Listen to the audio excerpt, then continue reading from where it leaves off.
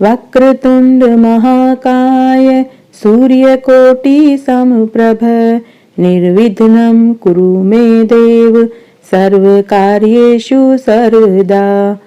वक्रतुंड महाकाय सूर्यकोटि समप्रभ निर्विघ्नं कुरु मे देव सर्वकार्येषु सर्वदा। राधे राधे, जय श्री कृष्णा। मैं सीमा सिंह आप सभी धर्म प्रेमियों को सादर प्रणाम करती हूँ। आज मैं आपको माघ एकादशी की कहानी सुनाने जा रही हूँ। आइए अब हम एकादशी की कहानी सुनते हैं। एक गांव में एक वेश्या रहता था। उसकी 2 पत्नियां थीं। जब बड़ी पत्नी से उसे औलाद सुख नहीं मिला तो वेश्या ने अपनी बड़ी पत्नी के कहने पर दूसरा विवाह कर लिया। दूसरी पत्नी से उसे 2 पुत्रियां हुई। सोतन बड़ी ही झगड़ालू प्रवृत्ति की थी। वेश्या की बड़ी पत्नी का नाम रुक्मा था। वह विष्णु भगवान की परम भक्त थी। वह हर एकादशी का व्रत पूरे नियम धर्म से करती थी। घर का सारा काम रुक्मा ही करती थी। इस तरह कई बरस बीत गए। फिर एक दिन वेश्या की मृत्यु हो गई। रुक्मा पर तो मानो जैसे दुखों का पहाड़ ही टूट पड़ा हो। सोतन ने रुक्मा को वेश्या के 12 दिन होते ही घर से निकाल दिया।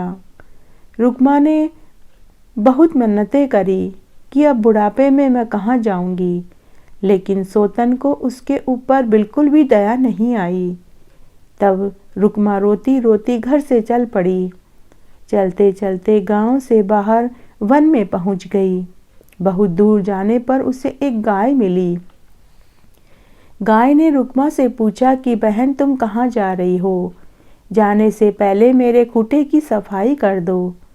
तब रुक्मा ने गाय के खूंटे की सफाई करी और उसके ठाण की सफाई करी और उसमें चारा डाला और पानी की बाल्टी उसके पास भर कर रख दी। रुक्मा फिर आगे चल दी। थोड़ी दूर चलने के बाद रुक्मा को सिहोड़े का एक पेड़ मिला। तो सिहोड़े का पेड़ रुक्मा से बोला कि बहन, मेरे पेड़ के आसपास बहुत से कांटेदार वृक्ष व झाड़ फूस उगाए हैं, क्या तुम उन्हें साफ कर दोगी? रुक्मा ने पूरी मेहनत के साथ वहां फैले कांटों की सफाई कर दी और फिर वह वहां से भी आगे चल दी। कुछ दूर जाने पर उसे एक घोड़ा मिला। घोड़े ने रुक्मा से कहा कि अरे बहन, मैं बहुत बूढ़ा घोड़ा हूँ, चल फिर नहीं सकता, मैं कई दिनों से भूखा प्यासा हूँ। तो रुक्मा को उसके ऊपर दया आ गई। रुक्मा ने आसपास नजर दौड़ाई तो उसे पास ही एक कुआं दिखाई दिया और पास में ही उसे घास भी दिखाई दी। तब रुक्मा ने घास तोड़कर घोड़े के पास डाली और कुएं में से पानी लाकर घोड़े को बाल्टी में डालकर पानी पिलाया। रुक्मा फिर आगे चल दी। आगे जाने पर उसे एक उजास महल दिखाई दिया। महल बहुत ही खूबसूरत था। रुक्मा डरते डरते महल के अंदर चली गई। वहां माता लक्ष्मी विष्णु भगवान के साथ विराजमान थी। रुक्मा को एक बार तो लगा कि कहीं मैं स्वप्न तो नहीं देख रही हूँ। तभी माता लक्ष्मी ने कहा कि पुत्री आओ, हम तुम्हारी ही प्रतीक्षा कर रहे थे। पुत्री, हम तेरे एकादशी व्रत से बहुत खुश हैं, तुम कोई वर मांग लो। तो रुक्मा ने कहा कि हे माँ, मुझे आप दोनों के दर्शन हो गए हैं, अब मुझे और कुछ नहीं चाहिए। तब माता लक्ष्मी ने रुक्मा को एक सुंदर पुत्र दिया और कहा कि पुत्री तुम वापस अपने गांव अपने घर जाओ। रुक्मा ने माता लक्ष्मी और विष्णु भगवान को प्रणाम किया और पुत्र को चूमती हुई खुशी होती हुई वापस अपने गांव की ओर चल दी। रास्ते में उसे वही घोड़ा मिला। उसने रुक्मा को एक सुंदर रथ वाला घोड़ा दिया और कहा कि तुम इसमें बैठ कर जाओ। फिर रुक्मा अपने पुत्र को लेकर रथ में बैठ गई। आगे जाने पर उसे सिहोड़े का पेड़ मिला।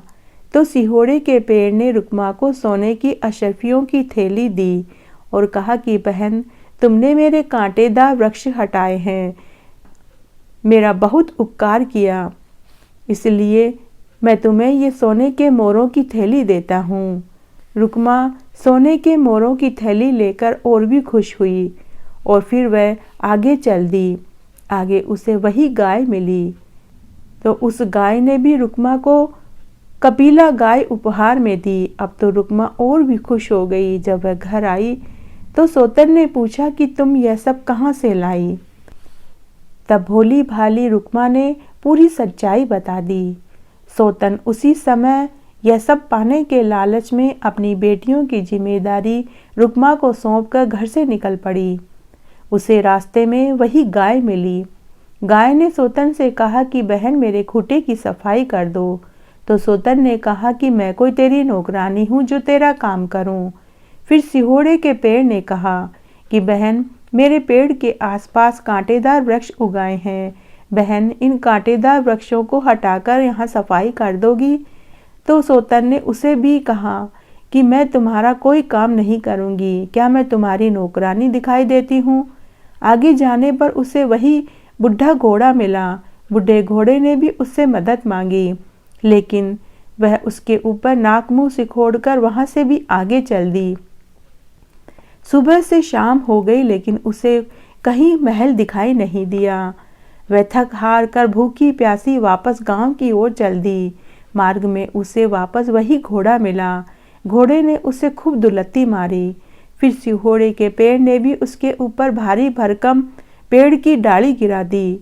गाय ने भी उसे खूब सींगों से मारा। वह गिरती पड़ती हुई अपने घर पहुंच गई। तो हे विष्णु भगवान, जैसा सुख आपने रुक्मा को दिया वैसा सबको देना। कहानी कहने वाले को, सुनने वाले को और हुक्कारा भरने वाले को। घटती हो तो पूरी हो तो परवान चढ़े, भूले बिसरे नाम तेरे भंडार में भरे। इस तरह आज मैंने आपको एकादशी की एक प्राचीन कहानी सुनाई। आशा करती हूँ यह आपको जरूर पसंद आएगी। मेरे साथ बने रहने के लिए आपका धन्यवाद। आगे की कथा कहानी के लिए भी आप इसी तरह मेरे साथ बने रहें। धन्यवाद।